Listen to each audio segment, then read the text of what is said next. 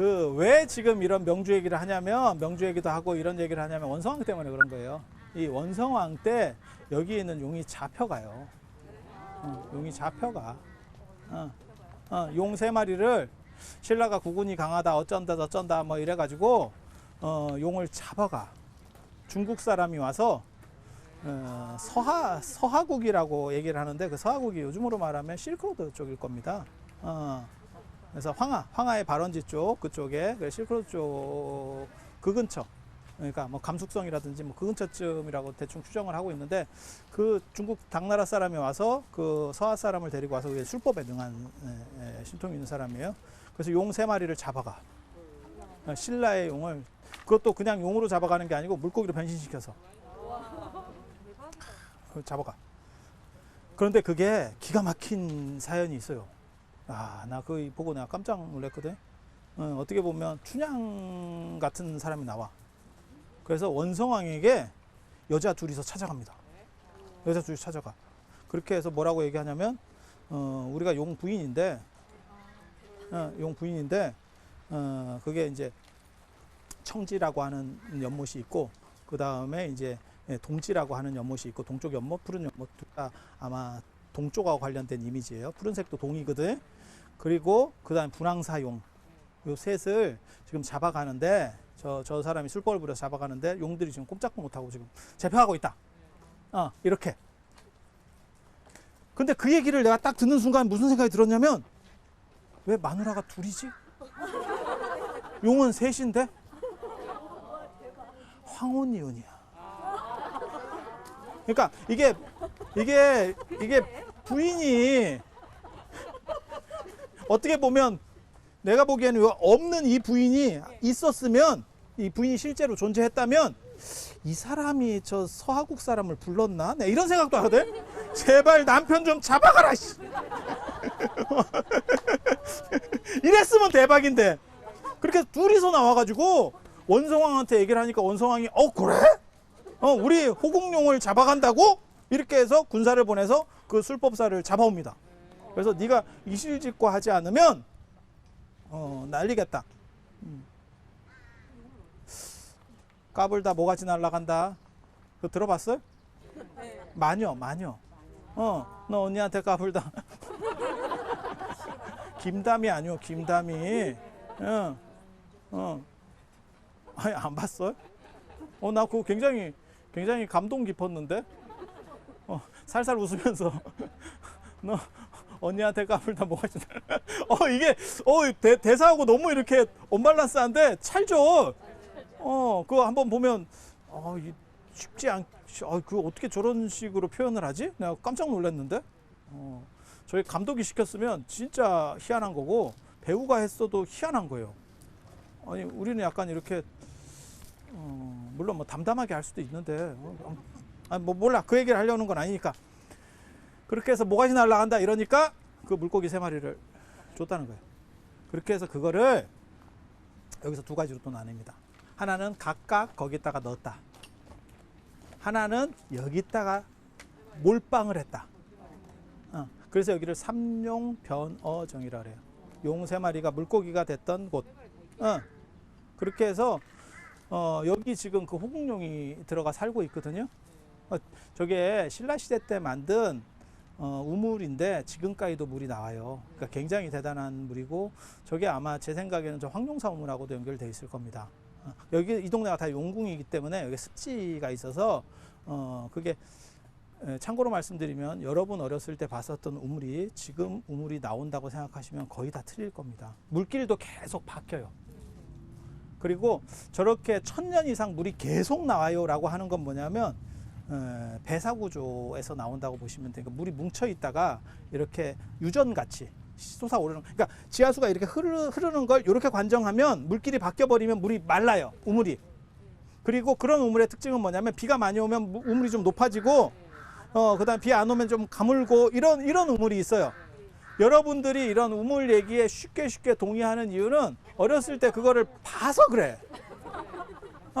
그리고 거기서 이제 물만 나오는 게 아니고 사다코도 나와. 링 이렇게 귀신. 그게 그렇게 나오는데, 그렇게 나오는데 그게 아니고 여러분도 옛날에 우물을 이렇게 보시면 가물고 관계없이 항상한 우물이 있어. 항상한 우물이 있어. 그게 진짜 좋은 우물이에요. 그거는 물이 밑에서 뭉쳐 있다가 그거 뚫으면 그쪽으로 올라오는. 뭐하고 똑같은 거냐면 저거지. 저거 뭐야? 커피 같은 거 이렇게 테이크아웃 해와가지고 거기서 그냥 빨아서 그냥 쭉 올리는. 그러니까 물이 흘리는 게 없어요. 그리고 그런 우물로 큰 게 유전도 비슷한데, 유전도 그런 이제 배사 구조라고 그래서 주변을 다 막아놓은 구조거든요. 그거 굉장히 좋은데 우리는 유전은 없지. 안타깝지. 그래서 그런 여기도 그런 우물일 거예요. 굉장히 유서 깊은 우물입니다. 그래서 1000년 동안 물이 안 끝인 그 용 얘기는 뭘까? 왜 하필 그게 원성왕 때 이야기일까? 희한한 얘기지. 그건 뭐냐면 원성왕이 그러니까 선덕왕 원성왕 같은 경우는 내물안개거든요. 새로 찬탈한 쪽 이렇게 그러니까는 태종 무열안개를 날리고 혈통을 바꾼 거지. 물론 김씨 안에서 경주 김씨 안에서 바꾼 거지. 근데 그거 굉장히 어려운 겁니다. 예. 선덕왕이 10대 손인가 그렇고 내물왕이 10대 손인가 그렇고 저 원성왕이 12대 손인가 그래요. 12대 손이면 거의 연결관계가 별거 없습니다. 12대 할아버지가 뭐 왕이에요. 어쩌라고? 그 정도밖에 안 돼, 진짜. 이렇게 가는 거예요. 그런데도 그걸 뒤집어 엎었으니까 무진장 대단한 사건들이 있었던 거야. 그리고 그 사람은 날로 먹은 게 아니고 내가 나라가 위태로운 걸 구했어. 내가 저 용 안 잡아왔으면 너네 골로 갔다. 그 얘기를 하고 싶은 거야. 그 얘기를. 그래서 나에게는 왕위의 정통성이 있어. 너네 나 만만하게 보지 마라. 내가 그런 사람이다. 라고 했었던 거예요. 그래서 괴릉 같은 데도 굉장한 어떻게 보면 능이 굉장히 잘 돼 있죠. 구조가. 그리고 거기도 사자 4마리 있습니다. 거기는 제 기억에는 숫사자 4마리예요. 그래서 이게 신라 하대까지도 숫사자 암사자를 쓰는 문화가 있고 숫사자만 떼거리로 쓰는 문화가 있구나. 화엄사 사사사 상수석당도 아마 제가 기억으로는 숫사자만 4마리일 겁니다. 그래서 그게 인도 문화 쪽이 있고 중국에서 변형된 쪽이 있고 그 다음에 중국 사자 같은 경우는 새끼도 달고 나와요. 암사자는 새끼를 보너스로 속도 위반일 수도 있긴 한데 새끼를 달고 나옵니다. 근데 우리나라 암사자들은 새끼는 없어. 그리고 저렇게 약간 물개같이 저렇게 만들어놔서 물개설이 있었던 거고 나중에 남산 탑골에 가면 탑골에도 저런 식의 사자가 나와요. 저런 식의 사자가 나와요. 그래서 사자 디테일이 떨어져 가지고 자꾸 다른 동물로 오해받는 그게 이제 상원사, 오대산 상원사는 고양이로 오해를 받는 거고 저 송광사도 그런 사자가 나와요. 근데 그건 레민같이 생겼어. 그리고 저 탑골에서는 천마로다가 오해를 받고 뭐 이런 것들이 다 사자입니다. 이상한 잡스러운 동물들 절대 하지 않습니다. 그리고 물고기가 용이 된다라고 하는 거는 되게 재미있는 얘기예요. 그러니까 용을 물고기로 바꿨다 그러잖아요. 그리고 그런 식의 상징들이 어떻게 보면 동아시아를 대표하는 용 토템의 가장 기본 중에 하나의 속성이에요. 그래서 물고기랑 관련된 좀 특이한 물고기 그리고 그런 것들이 저 이제 목원하든가 저런 데 보면 나중에 보일 거예요. 그런 데 보면 뭐가 있냐면 용이 물고기가 변신해서 용으로 되는 거지. 그래서 하나는 잉어형이 있고 용이 되는 어변성룡이라고 합니다. 어변성룡. 그리고 보통 사람들도 물고기가 바뀌어서 용이 되면 과거에 장원급제를 하는 거죠. 그게 이제 등용문이라고 하는 거고 등용문 하다가 이렇게 기어 올라가다가 떨어지면 요 대골박에 요 맞박에 이렇게 기스가 나죠. 그런 걸 보고 액상이라고 합니다. 다 있는 얘기예요. 맞박에 있는 상처. 그게 등용문 고사가 있어.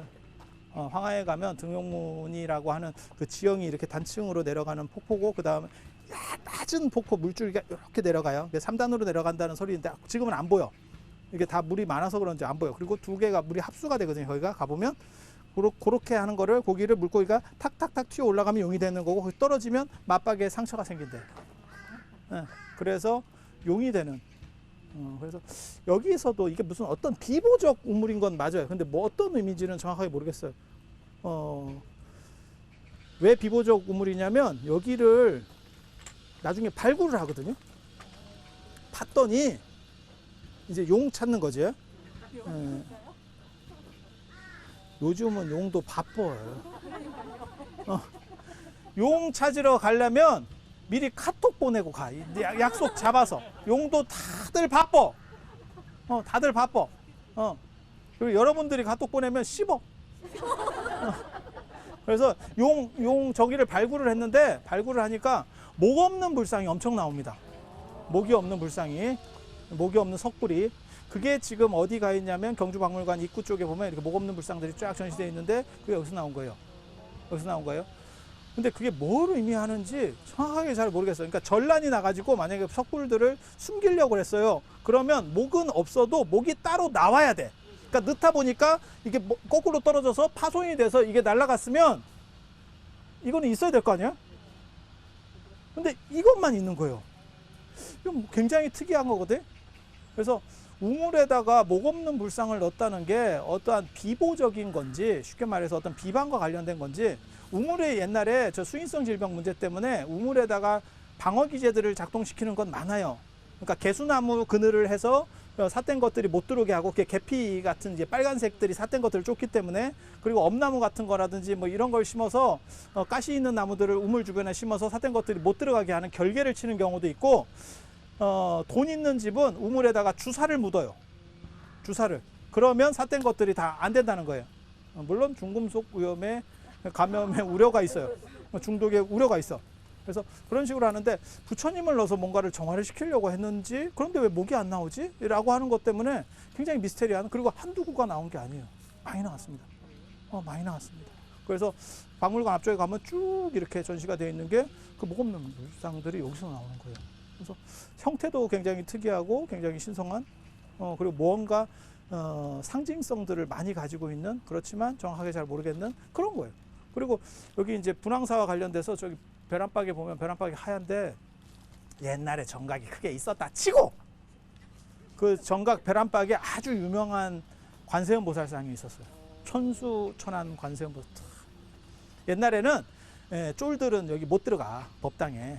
그래서 밖에서 이제 일반 민중들은 기도하고 뭐 이렇게 하거든요. 그래서 벽화 얘기가 많이 나오는 게 안에 잘 못 들어가서 그래요. 지금은 안에 들어가니까 벽화를 그냥 장식용으로만 그리는 거지. 근데 옛날에는 들어가지 못하는 사람 입장에서는 그거라도 보고 얼마나 기도를 했겠어. 그때 이제 그 유명한 예가 있지. 희명이라고 하는 사람이 이제 눈이 하나가 애가 없어. 장님이에요, 장님. 하나가 없는 게 아니라 장님이에요. 그래서 이 희명은 거짓말입니다. 진짜 이름은 아니고 이제 밝음을 희구했다라는 걸로 해서 장님이 이제 눈 뜬 이야기예요. 신봉사 이야기. 그래서 관세음 보살한테 뭐라고 얘기하냐면, 관세음 보살님은 욕심도 많아요. 눈도 1000개 이러면서 우리 애는 눈이 없는데 하나라도 주면, 하나라도 주면. 그렇게 해서 기도를 했더니 눈을 떴대. 그게 세계 최초의 안구 이식 수술 기록입니다. 안구 이식은 지금도 안 돼요. 그때 했어. 누가? 관세음 보살이. 내가 얘기하잖아. 이게 세계 최초로, 아까 성존환 수술, 지난 시간에 성존환 수술도 얘기해 줬잖아. 저 오대산에 가면 상원사 가봐. 세계 최초의 때밀이 기록. 그게 우리나라 전통 아니요. 그때 했었던 세조에게 문수보살, 문수동자가 했었던 그때 그 유명한 얘기 있어. 돌아놓으세요. 그냥 오늘날까지도 남아있는 거야. 얼마나 이게 신기한데. 불교가 만들어낸 게 굉장히 많아. 전 세계적으로. 그래서 그 문화를 계승하기 때문에 우리나라만 때밀이가 있는 거 아니오. 전 세계적으로 없어. 그래서 때밀이 관광도 온다는 거 아니오. 다 이게 다 족보가 있는 얘기예요. 우리가 찬란한 문화유산을 가지고 있어요. 여러분들이 잘 몰라서 그래요. 그리고 저 분황사에 누가 살았냐면 원효가 살았어요. 그래서 이게 숙종 때 이 비석이 만들어지는 거거든요. 서당화상비입니다. 서당화상비. 원효가 설서당이거든요. 이름이 설서당. 설씨. 네. 왜 원효가 설씨인 줄 아냐면 아들이 설총이잖아. 그래, 그게 제대로 한국 사람인지 정확하게 잘 모르겠어요. 그래서 고대에도 나오긴 하는데, 설씨가 고대에도 나오긴 하는데, 중앙아시아에서 내려오는 계열들도, 저 실크로드나 이런 쪽에 내려오는 계열들도 설씨를 써. 그래서 족보를 잘 정확하게 모르겠어. 이게 순수혈통인지 좀 섞였는지 뭐 정확하게 모르겠는데, 뭐 남의 족보까지 뭐 알 수는 없고, 저기에 비석을 새긴 거예요. 고려 시대 때. 고려 시대 때 대각국사 의천 이런 사람들이 원효를 막 띄우기 시작해요. 원효가 의천한테 절을 해야 돼. 얼마나 띄우는지 몰라. 얼마나 띄우는지 몰라. 그러니까 그게 참 아이러니하다. 맹자가 초반에 조금 뜨는 듯 하다가 이렇게 꼬꾸라진 거를 당나라 말에 띄우기 시작하거든요. 유학자들이. 죽고 나서 진짜 1000년 뒤에 이렇게 뜨기 시작하는데, 이게 말이 되나 싶은 그런 기적이 있는데, 원효도 마찬가지예요. 원효도 해롱해롱 하는 거를 대각국사 의천이 띄웁니다. 의천이 띄우는 이유는 그 당시에 화엄종, 선종 이런 것들이 너무 이렇게 막 자기 세력들을 가지고 해서 정치가 잘 안 돼. 나라가 힘들어져. 종교가 분열돼 있는 거야. 그러니까 원효를 띄워서 제3의 인물, 그러니까 원효는 따로 학파가 제대로 없어요. 학파가 있는 사람을 띄우면, 어떤 종파를 가지고 띄우면, 화엄종을 하면 선종이 우리 거기 안 붙어. 내가 목에 칼이 들어와도 머리는 자를지언정 머리를 자를 수는 없다. 그래서 우리가 다 머리를 밀었잖아. 그런 얘기 들어봤지? 최익현. 그런 것처럼 결사적으로 나오니까 중립자를 찾아야 되는 거예요. 그래서 학파가 없는 사람, 그 사람을 이렇게, 그러니까 대중적으로 어느 정도 알려져 있지만 하나의 어떤 학통을 못 만들어낸 사람, 그게 원효예요. 왜 못 만들어냈어? 바람 폈으니까. 바람 났으니까. 바람 난 걸 스님들이 종파의 시조로 하면 너네는 바람종이냐? 이렇게 했겠지. 이해가 되지? 너네는 시작부터 바람이야? 어디 첫판부터 장난질이야? 이렇게 나올 거 아니야. 그러니까 안 했다고. 그래서 원효라는 사람을 띄워서, 중립인물이었던 원효를 띄워서 하나로다가 뭉치려고 그렇게 해서 원효 어떻게 보면 추종사업, 존숭사업이 만들어지고, 그걸로 인해서 저런 비석이 나오는 거예요. 비석이 만들어지고, 거기 비석 이제 받침대만 있는 거지. 그래서 저게 이제 나중에 추사 김정희가 와서 저희 추사체가 있습니다. 거기다 뭐라고 써놓냐면, 이거 서당화상비 진품 맞음 이렇게 써놨어요. 진짜요? 진짜 나중에 가서 보세요. 진짜요. 진짜요. 그렇게 불신의 눈으로 보지 마. 그래서 여기 추사체, 사람들이 추사체를 잘 안 보고 가. 왜냐면 이게 잘 눈에 안 보여요. 까매서. 글씨가 있어요. 그래서 이 원효를 뭐라고도 부르냐면 분황원효라고 부르는 사람도 있어요. 이 분황사에 오래 살았거든요. 분황사에. 그래서 이 대각국사 의천 같은 경우는, 의천은 원효도 띄우고, 그래서 내부적으로도 하고, 외부에서 새로운 종파를 하나를 만들어 와서 수입해 와서 통합하려고 하는 움직임을 보여요. 그게 천태종입니다. 교과서에 나오는 천태종 개창, 의천의 천태종 개창. 그 얘기는 뭐냐면, 지금까지 있었던 건 절대 화해가 안 돼. 그러니까 없었던 걸 가지고 와서 이쪽으로 좀 들어오면 안 되겠니? 이렇게 하는 거고, 사상적으로는 원효를 띄우기 시작하는 거고. 맥락이 딱 일치하죠. 왜 그러면 의천은 그런 행동을 했느냐? 의천은 고려의 성군이었던 문종의 넷째 아들입니다. 출가는 했지만 아버지를 위해서 뭔가를 좀 역할을 해줘야 됐고, 아버지 돌아가시고 나서는 형이 왕이 됐고, 형 돌아가시고 나서는 또 두 번째 형이 왕이 됐다. 그래서 의천이 참 좋지. 조카가 왕 됐으면 약간 찬밥 됐을 건데. 그리고 뭐라고 의천에 나오냐면 그게 있어요. 아버지가 아들이 넷이었는데 우리 집에 아들만 넷인데, 딸도 있었겠지. 아들만 넷인데, 야, 이 중에 한 명 출가해야 되는 거 아니냐? 그랬더니, 이 당시 고려는 다 형제 상소이거든요. 그 유목 문화가 있어서 형제 상소이거든요. 그러니까 큰형은 일순위 뭐 뜻인지 알겠지? 이 둘째도 나도 가능성이 조금 뭐 이렇게 지금 뭐 확실하진 않지만 뭐 이런 거 이러고 있었어. 그런데 이 어린 그때 10살도 안 돼요. 7살인가 9살인가. 제가 하겠습니다. 이렇게 나섰다는 거 아니에요. 의천이 보통 사람이 아니에요. 그 전생에 다 인연이 있어. 그런 얘기 해주면 너무너무 감동스러운 이야기가 있어요. 의천이 전생의 스님이었거든. 그 대학국사 문집에 나옵니다. 문집 서문에 그게 나옵니다. 그래서 당신이 원이 있어. 그렇게 해서 당신이 출가하다 보니까 형들 입장에서는 굉장히 동생에게 미안해요. 나 때문에 어떻게 보면 내가 형으로서 더 책임을 지고 나설 수도 있었는데 자기가 비굴한 거지. 그리고 동생이 나서주니까 고맙기도 한 거고 어려운 일을 그렇잖아요. 그러니까 이제 밀어주고 이러다 보니까 뭐 의천이 속장경도 간행하고 교장입니다. 대장경 말고 주석서들을 모은 훨씬 많아요. 팔만대장경보다 훨씬 많아. 그거를 이제 다 만들려고 그때 설도 있어. 두 가지 설이 있어. 그걸 만들었다는 설이 있고 만들다가 죽었다는 설이 있어. 너무 많아서 다 문헌 정리만 하고 목록만 있고 목록표는 지금 남아 있어요. 그게 교장 총록이라고 합니다. 교장 총록. 총 목록은 남아 있어요. 이걸 이제 내가 이렇게 하겠다라고 했다가 갔다는 그런 설도 있어요. 그 두 가지 어느 게 맞는지 몰라요. 같다라고 주장하는 사람들은 이제 아무리 그래도 만들었으면 몇 개라도 남아 있어야 되는데 이렇게 없을 수 있냐? 몇 개는 있어. 그런데 너무 소수밖에 안 남았는데? 라고 주장하는 거는 그렇게 설득력이 있는 거고, 야 전란이 있었잖아. 몽고 40년 외국 생각을 해봐. 그 남았겠어? 이러면 다 만들었는데 없어졌다. 외국가 갖고 갔으면 일본에라도 있어야 될 거 아니요? 이렇게. 실제로 초조대왕경 같은 경우는 일본 남선사본 뭐 이런 게 풀세트가 있습니다. 외국가 갖고 간 거예요. 초조대왕경이 있고 지금 해인사 팔만대장경은 제조대장경이에요. 두 번째로 만든 거.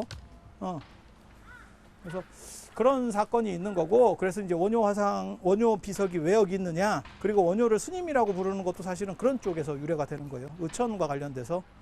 그전에는 원효는 스스로도 소성거사라고, 나는 비루 먹은 성품의 사람이야 라고 파괴하고 그렇게 얘기한 사람이에요. 그래서 이 원효가 죽고 난 뒤에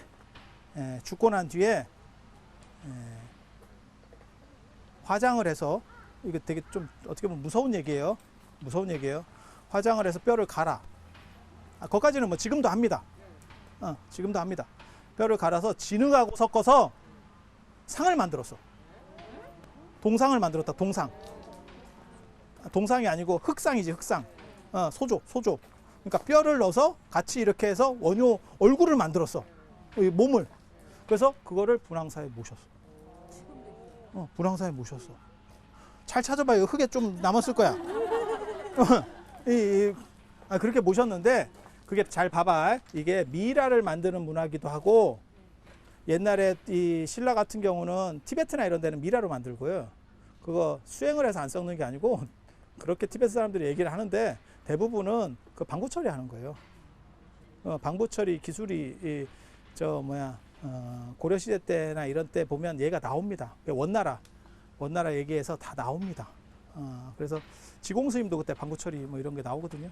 그래서 방부 처리하는 게 있고, 진짜 수행을 잘해서 완전하게 그렇게 등신불로 되는 분도 있고, 그런 뭐 해능 스님이라든지 이런 분들은 그렇게 된 거고, 이제 티베트는 고지되고, 그 다음에 저 중앙아시아나 실크로드 쪽은 저기 사막 쪽이라서 그 미라 잘 됩니다.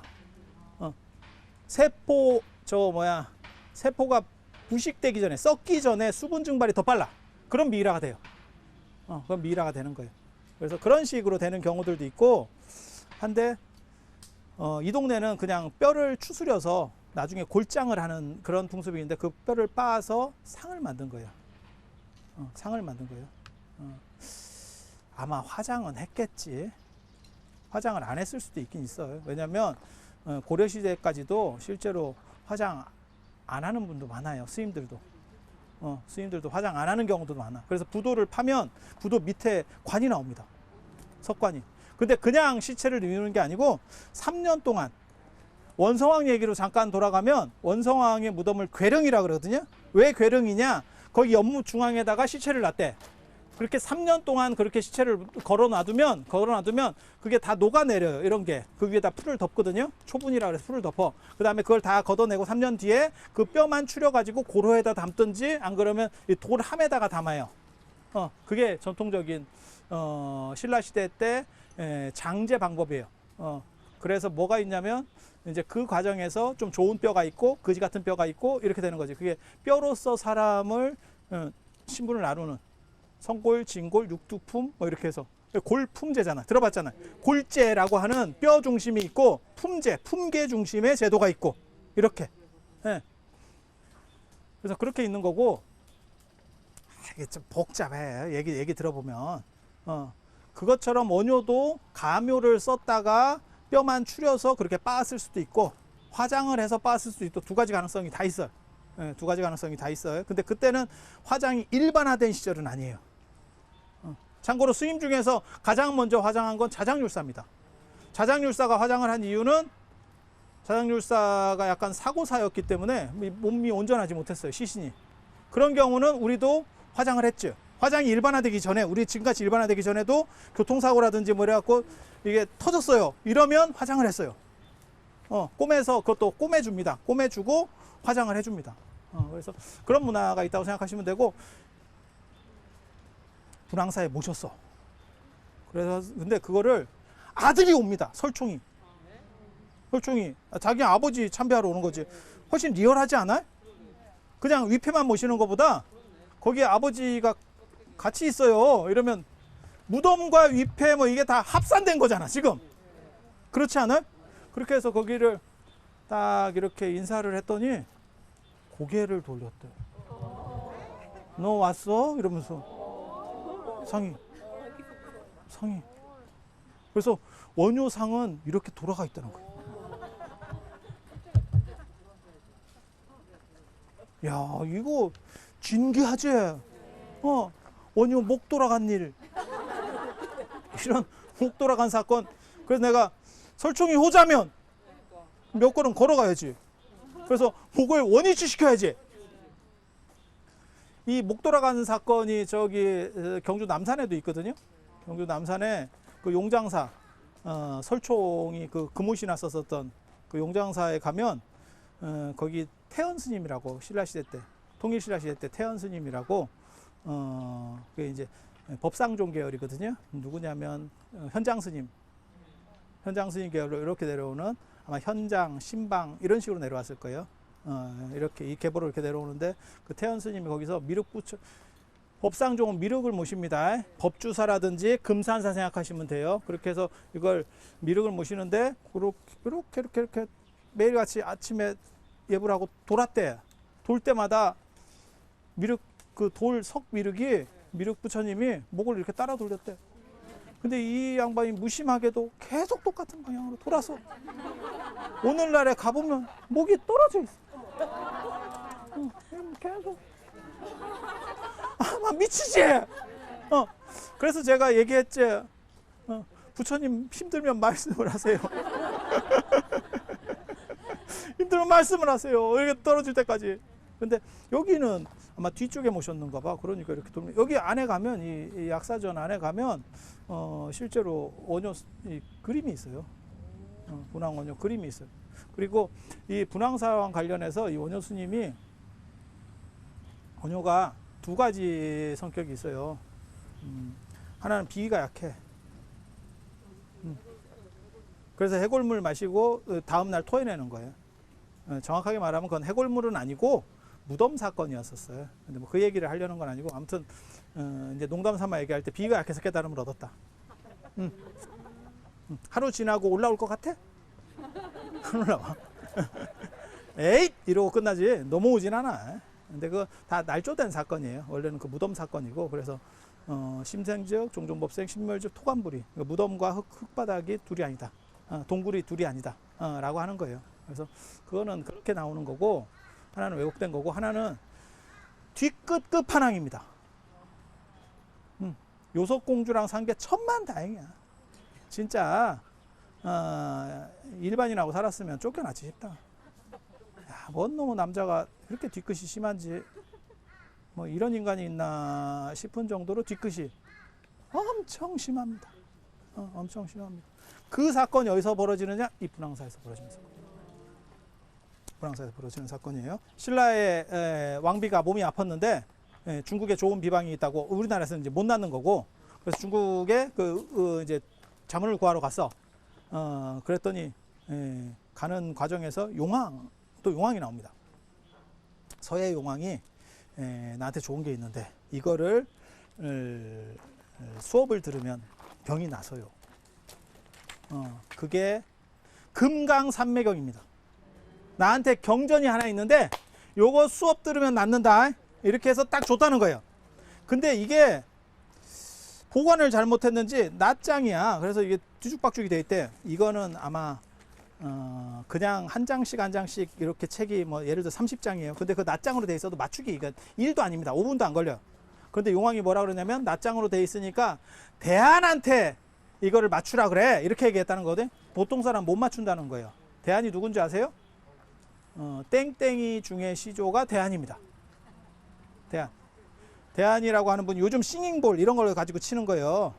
그렇게 해서 그걸 동발이라고 옛날에는 동발이라고도 하는데 동으로 된 바루 같다 이렇게 해서 원래 명칭은 공식 명칭은 좌종 이렇게 되는 거고 싱잉볼 이런 거 치면서 땡 치는 거죠. 땡땡. 그래서 사람들이 이제 주위를 이렇게 집중해 보면 대한 크게 평안하다. 너네는 다 자유인이야. 힘들다고 생각하지 마. 자유인이야. 그래도 힘든데요. 그게 자유야. 이렇게 얘기한 게 대한이에요. 그래서 대한이야. 이름이 대한이야. 그래서 대한한테 맞추라 그래. 이렇게 했다는 거 얘기를 보면 이게 어떻게 보면 주간 같은 건가 봐. 다 찢어져 있는. 주간이나 이런 거는 뜯어지면 못 맞춥니다. 맞추기 진짜 어렵습니다. 그 예전에 분서갱유 사건 때 그 얘기가 나오거든요. 분서갱유 끝나고 나서 한나라에서 책이 없으니까 책을 다 구하려고 하니까 이 자식들이 책 한 권짜리를 칼질을 해가지고 쪼개서 한 권이에요. 이러고 돈 받아가고 한 권이에요. 이래서 나중에 책이 더럽게 돼요. 이걸 못 맞춰. 한자는 우리나라 글이랑 달라가지고 글자 하나하나가 어떻게 보면 단어라서 그래요. 그래서 이제 그런 문제가 벌어지는데 그걸 대한 선생님한테 맞췄어. 맞췄더니 해석은 누가 하고 그걸 풀이를 해야 되냐면 그걸 이제 구해서 누가 설명을 강사를 해야 되는데 할 사람이 없는 거지. 그게 원효예요. 근데 황룡사의 백고자법회를 열거든. 백고자법회가 100명의 큰 스님들을 모셔서 이렇게 초청해서 법회하는 게 있어요. 법회하는 게 예전에 부산에서도 했었는데 몇 년 전에 내가 그때 백고자법회 한번 또 별로 관심이 없구나. 아니야 그런 걸 의도한 건 아니야. 나도 백고자법회 해봤다 그 얘기를 하고 싶은 거야. 근데 원효는 저 황룡사는 요 담장 건너가 황룡사인데 이 황룡사는 진골이하는 못 들어갑니다. 그래서 1대 주지가 진골 환희 스님이고 2대 주지가 자장 스님이거든요. 원효는 그보다 더 뒤니까 진골 아니면 못 들어갑니다. 그러니까 귀족 사찰이에요. 그래서 황룡사 구축목탑을 더 크게 지을 필요가 있었던 거야. 어디서든지 다 보고 왕의 권위를 느낄 수 있는 거지. 안에 들어가서 볼 수 있습니까? 못 봅니다. 그렇게 했는데 원효는 육두품이기 때문에 품계는 육두품, 오두품, 사두품 이렇게 내려가는 거예요. 그러니까는 진골보다는 낮지만 진골하고 육두품은 건널 수 없는 강입니다. 뭐하고 똑같은 거냐면 삼성 사장하고 삼성 혈연하고 차이야. 이건 건널 수 없는 거야. 이건 건널 수 없어. 그렇게 해서 원효가 거기서 백고자법회 할 때 안 뽑힙니다. 그게 이제 찬영의 송고승전에 나와. 아까 자장 이야기는 도선의 속고승전에 나오고 이거는 이제 찬영의 송고승전에 나와. 그런데 거기에 보면 뭐라고 나오냐면 그 금강산매경을 이제 강의를 해야 되잖아. 그때 그 백고자법회에 있었던 사람한테 네가 할 수 있겠니? 이런 얘기가 돌아간 거예요. 근데 딱 경을 보는 순간에 허허 이제 이렇게 된 거지. 그렇게 해서 찾은 사람이 누구냐면 원효한테 옵니다. 원효한테 옵니다. 그때 원효가 했었다는 말이 진짜 참 쪼잔한 말을 합니다. 그때 이제 그걸 강설하러 황룡사에 들어간 거지. 특별 초청으로. 아니 지그들이 아수니까 관계가 없는. 그 자리에서 뭐라고 시작을 했냐면 진짜 나 이렇게 쪼잔하게 사람이 사나 싶어. 쫌생이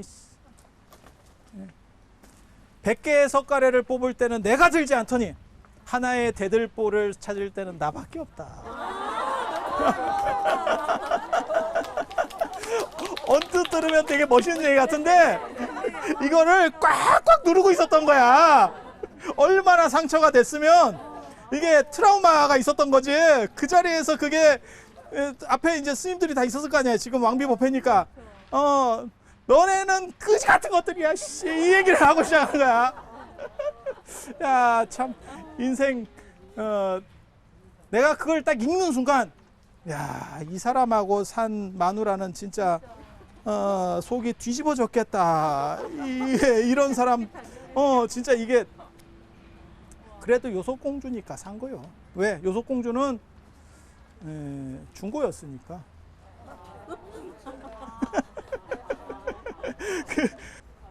이 중고 이런 거 상당히 위험한 발언인데. 그때 이미 이게 갔다 왔잖아. 갔다 온 건 아니고 갔는데 남편이 죽은 거예요. 죽은 거예요. 그리고 그 당시에 성풍속은 여러분이 생각하는 거하고 좀 다릅니다. 신라는 굉장히 개방된 사회였었어요. 그래서 원효가 그때 뻐꾸기를 날리는 대목을 보면 나중에 이제 저 교동 쪽에 가면 저 월정교가 있어요. 그 교동 진짜 원효가 빠진 뭐 이런 다리 뭐 이런 얘기들이 있거든요. 그쪽에. 근데 거기를 이제 그 현장에 갈 거야. 요속궁도 볼 거야. 요속궁이 있어요. 요속궁 자리가. 근데 그때 원효가 뭐라고 얘기하냐면 그 충격적인 얘기를 합니다. 누가 자루 없는 도끼를 줄 거야. 도끼 날만 있고 자루가 없는 거야. 자루 없는 도끼를 줄 거냐. 내가 그걸 빌려주면 하늘을 떠받칠 기둥을 깎아놓겠다. 자루 빠진 도끼라는 게 이 여성의 성기를 상징해요. 전통적으로 여성의 성기를 뭐로 상징하냐면 그런 거, 그 다음에 도끼 자국, 그 다음에 박쥐, 뭐 이런 식으로 계속 나오거든요. 그래서 그런 거를 동네방네 불고 댕겨. 동네방네 불고 댕겨. 그걸 누가 들었다고 말하냐면 왕이 들은 거예요. 왕이 듣고 뭐라고 얘기하냐면 저 스님이 뻐꾸기를 날리는 거 보니까 여자가 필요한갑다. 그래서 요속궁에 전쟁터 나가가지고 죽은 그러니까 일종의 과부지, 미망인. 이망인이라는 표현이 사실 더 안 좋은데 쓸 표현이 없어요. 이망인은 아직 죽지 않은 사람, 너무 좀 남편이 죽었을 때 죽었어야 되는데 아직 안 죽은 사람. 차라리 과부가 나은 표현이에요. 근데 과부는 좀 우리가 약간 이제 단어가 오염이 돼서 과부 이러면 좀 안 좋게 들리지. 과수댁 뭐 이런 거. 뭐 이래 뭐 좀 그런데 아무튼 그래서 요속궁 이렇게 하는데 좀 어떻게 요속궁으로 해봐 이랬더니 명분이 없잖아. 그러니까 원효가 가다가 이렇게 해서 이제 짱을 다 안 거지. 그래서 물에 빠져서 뭐 이렇게 그 요속궁으로 들어가거든요. 옷 말린다 어쩐다 하면서. 아무튼 옛날에는 그 옷 말리고 축구하고 이러면 일이 벌어져. 축구하다가 난리 나는 게 그 김유신 김춘추 그 옷걸음 뜯어가지고 뭐 이렇게 하고. 그러니까 요즘으로 말하면 그 라면 먹고 가. 비슷해.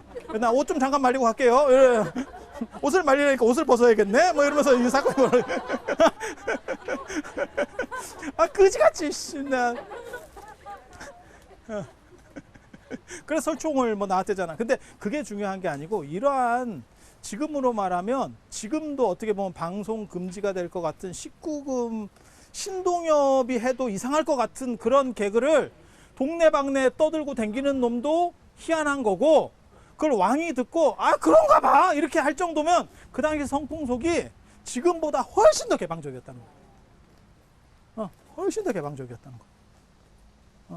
그래서 여러분들이 사실은 그 얘기를 신라는 좀 이게 굉장히 자유로워요. 굉장히 자유로워. 그래서 그런 식의 생각을 하시면 요속공주하고 이렇게 되는 사건들도 어느 정도는 이해할 수 있고, 그래서 그런 역사의 현장, 그러니까 원효하고 설총은 둘 다 신라 10성에 들어갑니다. 흑륜사에 10명의 성인을 모셨는데 부자간에 들어간 건 원효하고 설총밖에 없어. 그리고 설총이 제가 그런 얘기 하잖아요. 전에 우리 그런 얘기 했잖아요. 뭐 신미대사가 한글을 만들었다. 그런 거 아니요. 그 신미대사가 만든 게 아니고 스님이 만든 거야. 어떤 스님이냐면 원효가 만들었지. 원효가 설총을 만들고 설총이 이두를 만들고 이두가 나중에 한글까지 가거든. 이두 누가 만들었어? 설총. 설총 누가 만들었어? 오줌. 그렇게 연결시키면 돼. 새로 만들어진 게 아니야. 그게 다 족보가 있어. 다 족보가 있어. 여러분이 몰라서 그래. 불교가 만든 거 무진장 많아. 무진장 많아. 그 제가 그런 얘기 하잖아요. 저 백중 때 이렇게 태워드리고 그게 택배 시스템의 원조예요. 돌아가신 분에게 택배 문화를 우리가 시작한 거야. 근데 그거를 참 저게 아마존이 본따 가지고 제프 베이조스가 저렇게 대단한 부자가 그게 우리 건데 저거 지금 소송 걸어 가지고 얼마라도 이게 받아야 돼요. 로열티라도. 근데 그거를 족보를 모르니까 그 아마존 거를 또 우리가 뺏겨 가지고 쿠팡을 만들고 야 쿠팡이 아마존을 뺏긴 게 아니고 쿠팡이 불교를 뺏긴 거야. 택배 시스템 그것도 우리는 무인 택배예요. 불로만 꾸면 그냥 바로 가. 이렇게 환전 시스템도 해줬잖아. 종이 돈을 저만을 해갖고 진짜 돈으로 이렇게 바꿔줘. 환전 수수료를 띄지 절에서. 얼마나 합리적이야. 지금 시스템이 다 나오는 거야. 다 절에서 나온 거야. 다 절에서. 말도 못해. 그런 찬란한 문화 전통을 모르고. 그래서 오늘 분황사 얘기는 이 정도로 하고 또 이제 황룡사로 넘어가서 황룡사 얘기를 해드릴 수 있도록 그렇게 하겠습니다. 자, 들어주셔서 감사합니다.